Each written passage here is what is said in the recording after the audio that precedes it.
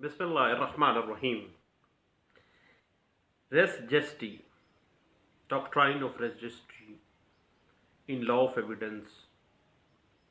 پاکستان کے اسٹڈی کے حوالے سے ایک اہم اسائنمنٹ تھی جو آپ سے شیئر کرنا چاہتا ہوں. ریس جسٹی لیٹن ورڈ ہے جس کے لفظی معنی ہیں تھنگز ڈن، یعنی انجام دیا گیا کوئی فعل. اب ریس جسٹی بنیادی طور پر غیر ارادی الفاظ یا غیر ارادی وہ بیان جو کسی شخص نے کسی واقعے کے فوراً بعد مگر اس میں جھوٹ شامل کرنے سے پہلے جو دیا ہے، اور حقائق جو کہ پیش نظر معاملہ سے اس قدر قریب ہیں کہ وہ حقائق اس وقوع کا حصہ تصور کیے جائیں، سمجھے جائیں، اور اس کے باعث بطور شہادت وہ ایڈمیسیبل ہوں، بطور شہادت قابل ادخال ہوں، اور کسی معاملے کے حقائق، کسی معاملے کے دوران کیے گیا کوئی فعل یا کہا گیا کوئی لفظ جس کے ذریعے ثبوت مل سکے، جس کے ذریعے وہ وقوع کی طرف وہ حقائق لے جائیں، یہ لفظی معنی اور ڈیفینیشن میں فال کرتا ہے ریس جسٹی کا. ریس جسٹی بنیادی طور پر آرٹیکل 19 قانون شہادت آرڈر 1984 اس کی انٹرپریٹیشن دے رہا ہے، اور لا آف ایویڈنس 1872 سیکشن 6 جو ہے وہ ڈاکٹرائن آف ریس جسٹی کو واضح کرتا ہے. ڈاکٹرائن آف ریس جسٹی بنیادی طور پر ایک ایسا نظریہ ہے جو کہ بطور اصول برٹش نظام عدل کے اندر تھنگز ڈن، یعنی کوئی وقوع جب سرزد ہو جاتا ہے، انجام دیے گئے امور سے ریلیٹڈ اس کو تصور کیا جاتا ہے. اور یہ اصول آرٹیکل 19 اور اس سے پہلے سیکشن 6 لا آف ایویڈنس جو ہے یہ واضح کر دیتا ہے کہ ایسے حقائق جن کے تحت وقوع کے فوری بعد کا بیان جو کہ وقوع کے زیر اثر دیا گیا ہو، یا وہ اس وقوع سے متعلقہ ہو، کوئی چیز کی گئی ہو، کوئی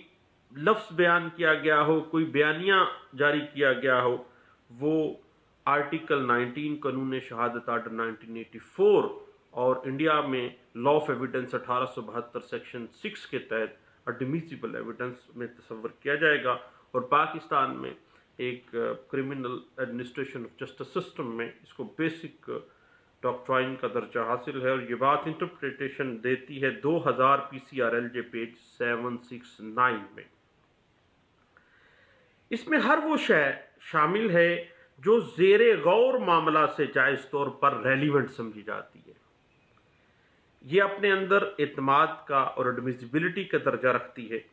اور وہ اپنے غیر ارادی ہونے کے باوجود ایڈمیسیبل ایویڈنس کا درجہ حاصل کر جاتی ہے.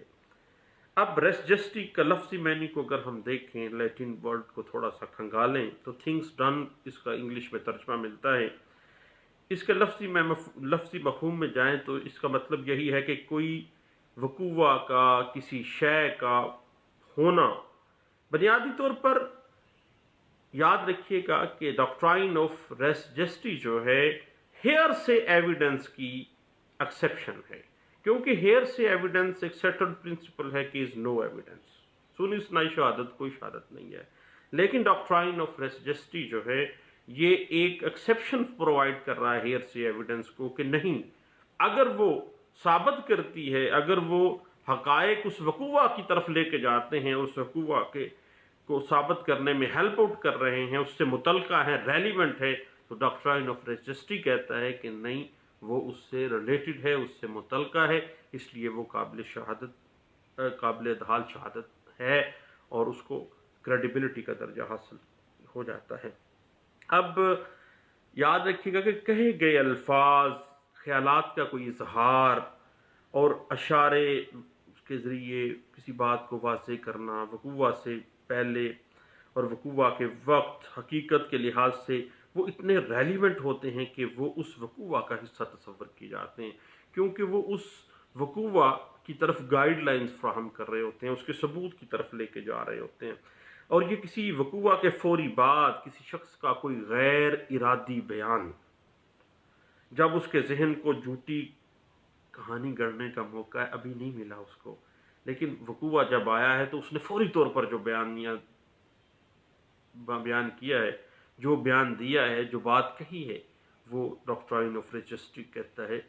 کہ وہ ریلیونٹ ہے اور ایڈمیزیبل ایویڈنس ہے۔ خواہ سنی سنائی شہادت کوئی ایویڈنس تو نہیں ہوتی ہے، لیکن ڈاکٹرائن آف رجسٹری جو ہے وہ ایکسیپشن پرووائڈ کر رہا ہے کہ نہیں، اگر وہ اس سے متعلقہ ہے، اس کو ثبوت دے رہا ہے، تو دین ہیئر سے ایویڈنس نو ایویڈنس والے چکر کو پیچھے چھوڑو اور ڈاکٹرائن آف رجسٹری کو پکڑو، اور اس سے ریلیونٹ ہے تو وہ قابل اتحال شہادت ہے، اس کے اوپر معاملے آگے لے کے جائیں۔ اس بات کو 2000 PCRLJ پیج 769 میں واضح کیا گیا تھا۔ ڈاکٹرائن آف رجسٹری کے اوپر ایک اسائنمنٹ کے حوالے سے پاکستانی کیس لاس میں ہم گاہے بگاہے ڈسکس کرتے رہیں گے، دعاؤں میں یاد رکھیے گا۔ تھینک یو، اللہ حافظ۔